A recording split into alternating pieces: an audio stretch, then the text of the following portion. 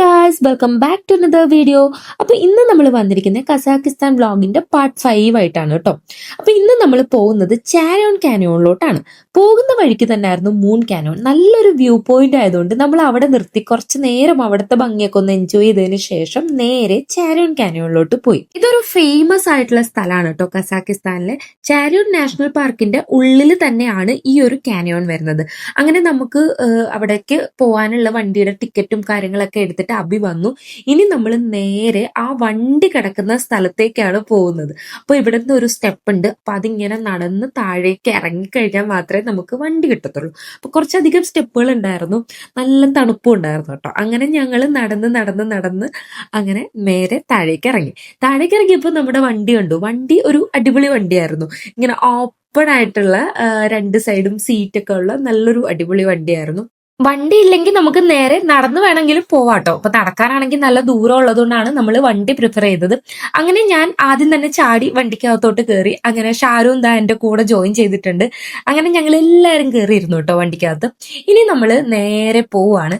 നല്ല രസമായിരുന്നു കേട്ടോ. ഇങ്ങനെ ആ ചുറ്റിനുള്ള കാഴ്ചകളൊക്കെ കണ്ട് ആ ഒരു മൗണ്ടനും ആ ഒരു മൊത്തത്തിലുള്ള ആ ഒരു ഭംഗിയൊക്കെ ഇങ്ങനെ ആസ്വദിച്ച് ഇങ്ങനെ അതുവഴി പോവാൻ നല്ല രസമുണ്ടായിരുന്നു.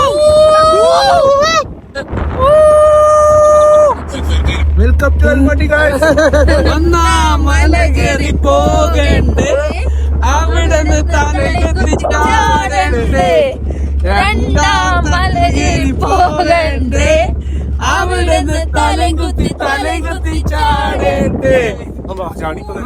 മല കയറി പോകണ്ടേ, അവിടുന്ന് തലകുത്തി ചാടണ്ടേ. പോകണ്ടേ, അവിടുന്ന് തലകുത്തി ചാടണ്ടേ. അഞ്ചാം മല കയറി പോകണ്ടേ, അവിടുന്ന് തലകുത്തി അങ്ങനെ ഞങ്ങളുടെ പാട്ട് കേട്ടിട്ട് വണ്ടിയും തലയും കുത്തിയാണ് ആ വഴി കൂടെ പോയത്. പിന്നെ ഈ ചുറ്റിനുള്ള റോക്സ് ഒക്കെ എന്ന് പറയുന്നത് അത് ആ ഒരു ഷേപ്പിൽ ഇങ്ങനെ തന്നെ ഫോം ചെയ്ത് വന്ന റോക്കുകളാണ്.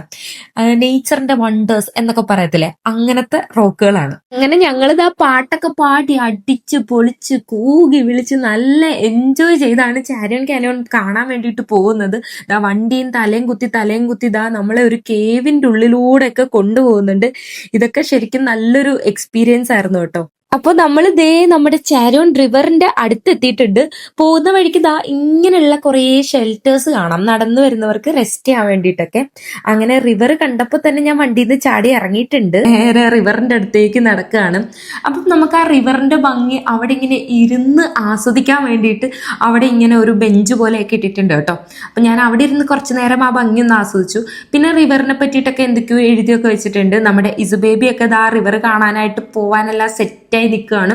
അപ്പൊ നമ്മൾ മെല്ലെ റിവറിന്റെ അടുത്തേക്ക് നടന്നു. അറ്റ് ലാസ്റ്റ് നമ്മൾ ആ റിവറിന്റെ അവിടെ ഇങ്ങനെ സ്റ്റോണൊക്കെ ഉണ്ട്. ആ ഒരു സ്റ്റോണിലൊക്കെ ഇങ്ങനെ ഇരുന്ന് റിവറിന്റെ ഭംഗി ഇങ്ങനെ ക്ലോസ് ആയിട്ട് ഇങ്ങനെ ആസ്വദിക്കുകയാണ്. നല്ല തണുപ്പുണ്ട് കേട്ടോ.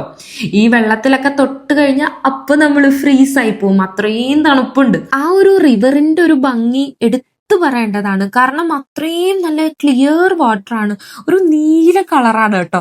അപ്പോൾ ആ ഒരു റിവറും പിന്നെ ആ ഒരു മൗണ്ടനും എല്ലാം കൂടെ അടിപൊളിയായിരുന്നു.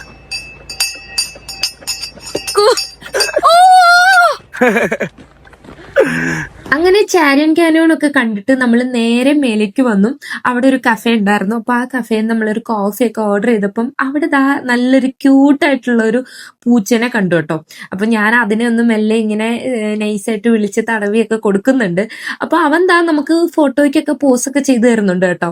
അങ്ങനെ കോഫിയൊക്കെ കുടിച്ച് നമ്മൾ ആ കഫേയിൽ നിന്നിട്ട് അവിടെ ഒന്നും കൂടി അവിടുത്തെ ആ ഒരു ക്ലൈമറ്റും അവിടുത്തെ ആ ഒരു ഭംഗിയൊക്കെ എൻജോയ് ചെയ്തിട്ടാണ് കേട്ടോ അന്ന് നമ്മൾ തിരിച്ചു പോയത്. Thanks for watching.